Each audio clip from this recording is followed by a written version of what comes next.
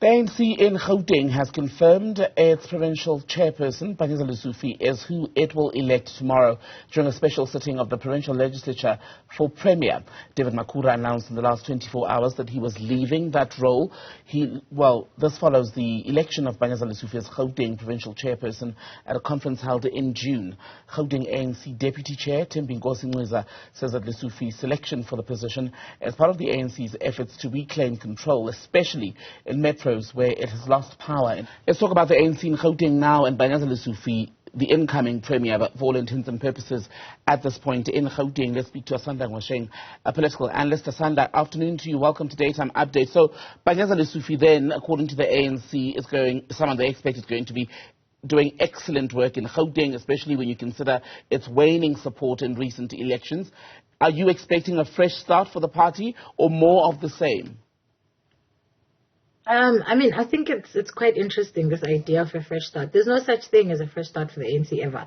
They've been in power for almost 30 years, and so we can never really have a fresh start. It really is going to be more of the same. My biggest concern is that strategically, it doesn't make sense for Panyaza Lesufi to actually leave a portfolio where he was seen to be doing good, even though there were, allegations of corruption against him during COVID. He seems to be popular and he seems to be doing well. And now he's leaving that portfolio where he was guaranteed success and people seem to like him, to go to lead a province where the ANC is at its weakest. And I think the reason why I think this is a bad strategy is because he has a year and a half in which to either woo Gauteng voters such that they're going to vote for the ANC in 2024, or he runs the risk of doing so badly that he guarantees the ANC definitely is not going to win Gauteng in 2024. So it's a very high stakes risk that he's taking. And it's sad that the ANC has gotten to a point where people are not allowed to finish their terms, but rather as soon as new leadership is appointed, there seems to be this rush to now already take over the reins.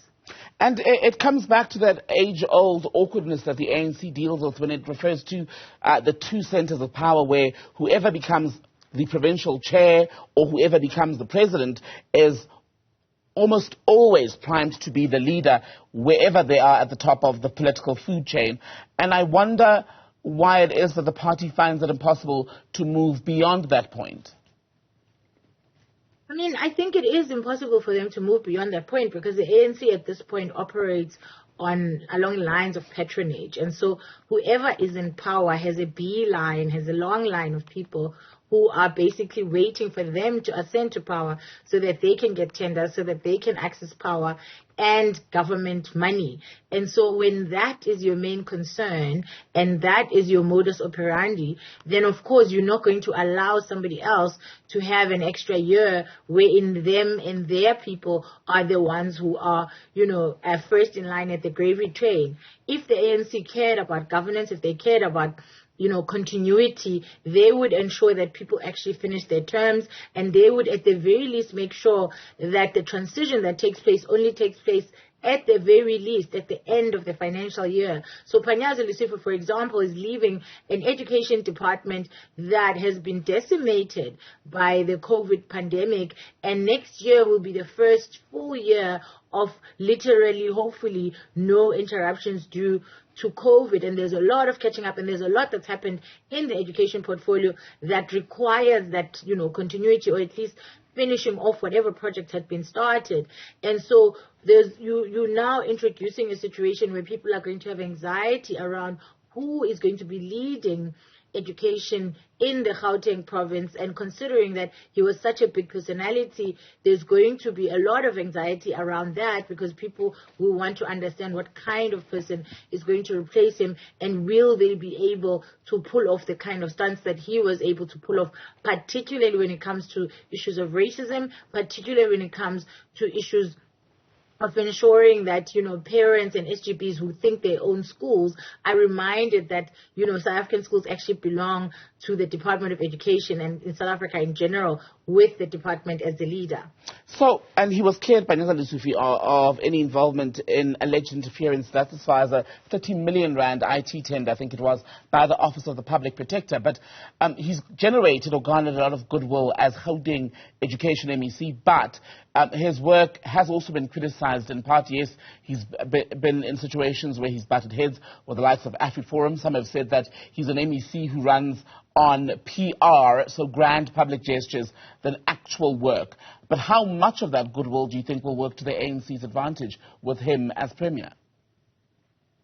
Well, this is why I'm saying it's a high-stakes game and it's a high-stakes strategy, because it could definitely, if he does a good job in the next year and a half, it could lead to people thinking, well, maybe we can give the ANC a last chance and the ANC actually retaining Gauteng. But if he doesn't do a good job, then there's going to be, a guarantee that the ANC is going to lose the vote. But we also are in a highly unstable Gauteng. We've just had a new mayor, and, the ANC is looking to regain its political stronghold in Ekurhuleni, looking to regain in Tshwane as well. And so there's a lot of destabilization that's taking place. At the same time, you've got load shedding, which is affecting people nationally, but in Gauteng, there's also, the Joburg Water is saying they can't provide water because of load shedding. And so there's a lot of issues that he needs to deal with. And you have a David Makhura who unfortunately has really not delivered anything in the years that he's been in power since 2014. I think the last big project that was done in Gauteng that was really commendable was the Gautrain, which was pre his era. And so it's not as if he's following on from a very strong leader with a particularly, stellar performance. And so it's quite easy for him to actually potentially win the voters, but it's going to be difficult for him as a member of the ANC to convince voters that there is possibility that the ANC can turn around the ship, because not only is Gauteng under threat, but South Africa as a whole is under threat, with many pundits predicting that the ANC is definitely not going to get the 50% plus that they are used to, and that they're more likely to be a political opposition rather than the actual governing party, which is the position that they are used to.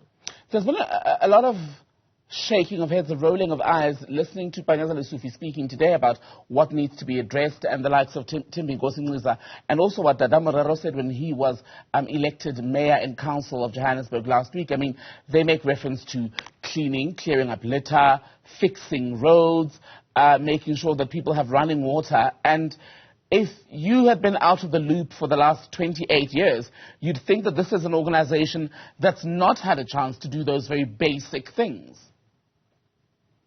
Well, this is exactly what I was going to say, that of course you're going to have rolling eyes, because it's you've got somebody who's talking as if this is the first time that the ANC is in power, as the ANC has been in power continuously for almost 30 years. And what they should be doing now is actually showcasing everything that they've done and telling us how they're going to consolidate the gains that they've already made. And I mean, to be talking in 2022 about provision of water, provision of sanitation, those are basics that should have been dealt with a long time ago, and that the ANC itself has failed on. And so if I was the ANC, I would definitely stay away from highlighting things to do, looking at things that should have been done a long time ago, and focus more on highlighting how they're going to consolidate the power that they do have and some of the gains that they do have. And so it would have made more sense, for example, for him to talk maybe about an expansion of the Gautrain, or,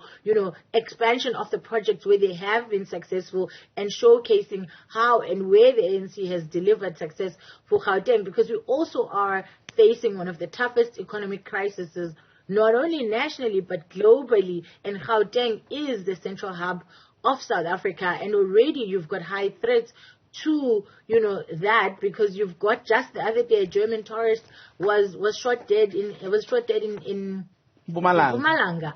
But we know that, although that happened in Mpumalanga, most of the people who visit South Africa enter through Johannesburg, because OR Tambo is the biggest airport that we have. And so things that happen, particularly to do with tourism anywhere in South Africa, will always have an effect on Johannesburg as the center and the hub of Africa, Right. both in terms of shopping and business. And so these are the kind of things he needs to be thinking about beyond just water and electricity. Asanda Ngoasheng, always good to have your thoughts. Thank you.